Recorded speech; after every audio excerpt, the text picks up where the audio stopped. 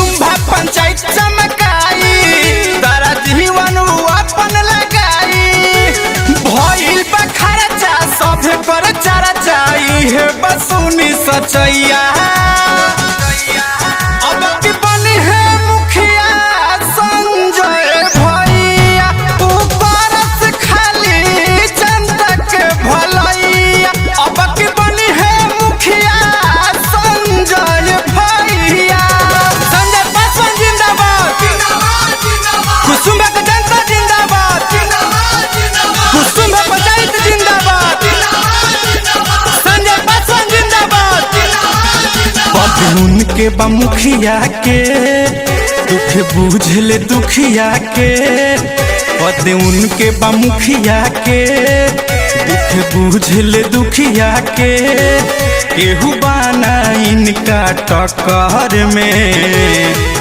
विपक्षी पर चक्कर में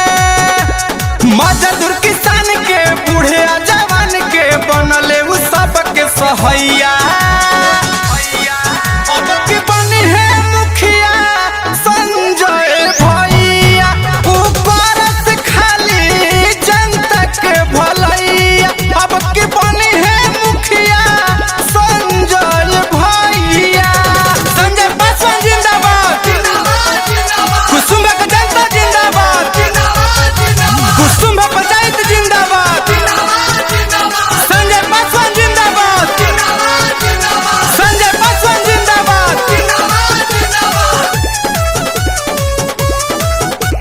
जनता के मिलल हो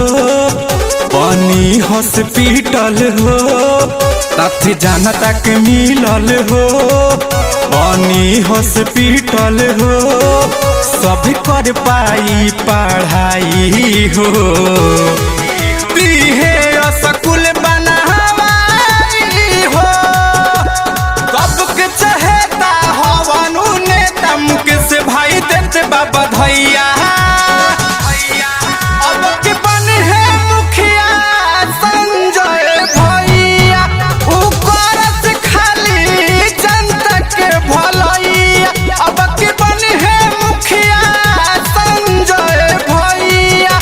कुसुम्भा पंचायत चमकाई